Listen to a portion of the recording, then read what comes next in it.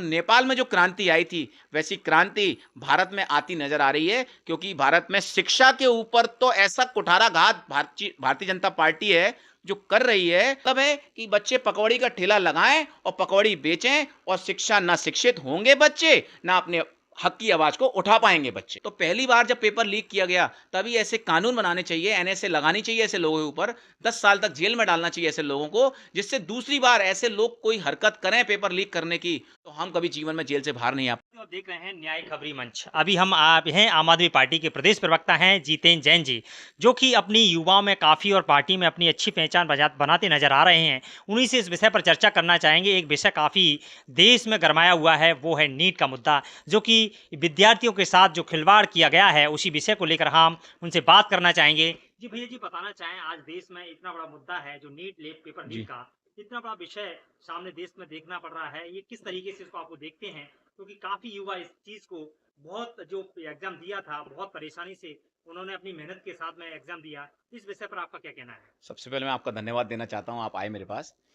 Actually में NEET जो है, छात्र रात रात भर जगते हैं और वो सोशल मीडिया, लैपटॉप इनका बायकॉट करते हैं, छोटे मोबाइल का इस्तेमाल करते हैं, उसके बाद वो इसकी तैयारी कर पाते हैं। वो सोशल मीडिया का इस्तेमाल करते हुए इसकी तैयारी कर ही नहीं सकते हैं, और उनके पेरेंट्स अपना पेट काट काट के उनको पढ़ाते हैं कि ये बच्चा हमारा डॉक्टर बन जाएगा तो हमारे घर की माली हालत सुधर जाएगी।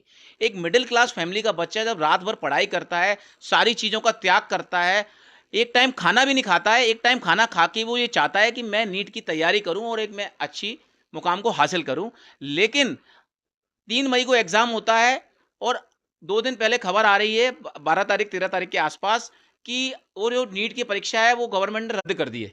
लाखों छात्रों ने एग्जाम दिया और फिर एक किसी छात्र के द्वारा उसको वायरल किया गया कि ये तो रद्द हो गई है, और फिर गवर्नमेंट को पता चला कि ये कितने बड़े स्केल पे जो परीक्षा है वो इसका पेपर लीक हुआ है नीट का, तो उन्होंने इस परीक्षा को रद्द कर दिया।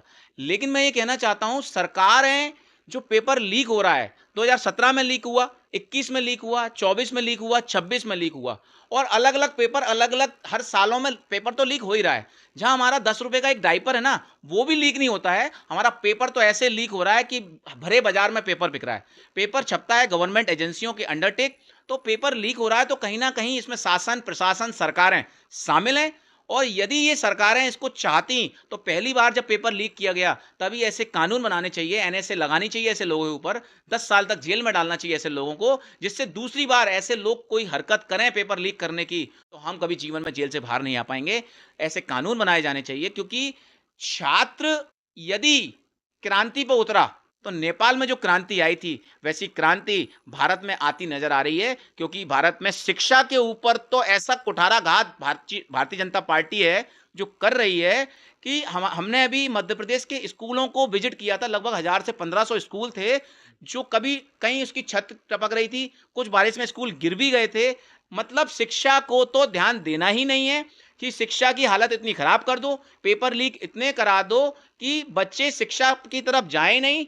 इनका मतलब है कि बच्चे पकौड़ी का ठेला लगाएं और पकौड़ी बेचें, और शिक्षा ना शिक्षित होंगे बच्चे, ना अपने हक की आवाज को उठा पाएंगे बच्चे। तो इस तरीके से देखा आपने कि उसकी जो अभी अभी हाल ही में जो पेपर लीक हुआ, उसके जो कुछ उनके जो आरोप लगे थे, वो आरोपियों को जी। पकड़ा भी गया है। उसमें जी। कुछ ऐसे बीजेपी के कुछ नेता के भी एक नाम ना आ रहे थे जी बिल्कुल। सामने, और उसमें इसमें कहा गया था, एक व्यक्ति ने ये भी कहा है, उसको पकड़ कर ले जा रहे थे, वीडियो वायरल हुआ है सोशल जी। मीडिया जी। पे।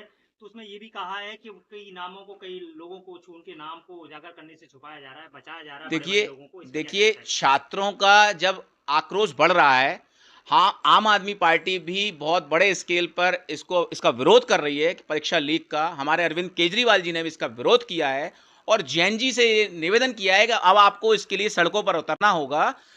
ये जब पेपर लीक होता है तो ये बहुत बढ़िया बड़ा नेक्सस है, बहुत बड़ा माफिया है। इसमें जब रोष होता है तो छोटे छोटे प्यादों को पकड़कर बंद कर दिया जाता है, और कुछ टाइम बाद उसको बेल, उनके नाम तक उजागर नहीं किए जाते। जब नाम तक उजागर नहीं होंगे तो उनको पकड़ने की तो बात ही आप छोड़ दो। लेकिन मेरा ये मानना है, जब तक आप उन बड़े लोगों को अंदर नहीं डालेंगे तब तक ये चीज़ें नहीं रुकेंगी। और हमारे छात्र आज नर्वस हो चुके हैं, डिप्रेशन में जा चुके हैं, रो रहे हैं, वो अपनी आवाज़ किससे कहें। जब सरकारें ही सुनने को तैयार नहीं हैं, तो हमारे छात्र अगर जाएँ तो जाएँ कहाँ? आने वाला जो समय मुझे नज़र आ रहा है, मैं जो देख पा रहा हूँ, कहीं न कहीं इस देश में सबसे ज़्यादा जो है युवा शक्ति है, और वो युवा अगर अपनी अपनी पे आया, तो बहुत बड़ी क्रांति इस देश में खड़े होने जा रही है। ये बहुत बड़ा विषय है। अगर इस तरीके से पेपर अगर देश में लीक होते रहेंगे, तो युवा जो आज मेहनत करके अपनी प्रिपरेशन करके अगर बड़े-बड़े मुकाम पर सिलेक्शन लेता है, तो इतने बड़े उसको मायूस होते हुए दिखता हुआ युवा आज दिख रहा है। इस पे आपका क्या कहना है? देखिए, युवाओं से मैं कहना चाहता हूँ कि उनके साथ मेरी संवेदनाएँ हैं, और युवा जो हैं, वो एक तरफ पढ़ाई तो करते ही हैं, साथ में मैं उनसे कहना चाहता हूँ पर्सनली कि वो राजनीति में भी अपनी रुचि जगाएँ, क्योंकि आप देख रहे हैं कि जितने भी बड़े-बड़े नेता हैं, उनके बच्चे कभी भी इस देश में पढ़ते नहीं हैं। वो विदेशों में पढ़ाई करते हैं और वहाँ से पढ़ने के आने के बाद भी जहाँ अच्छे भाषण देते हैं और जहाँ नेता बन जाते हैं।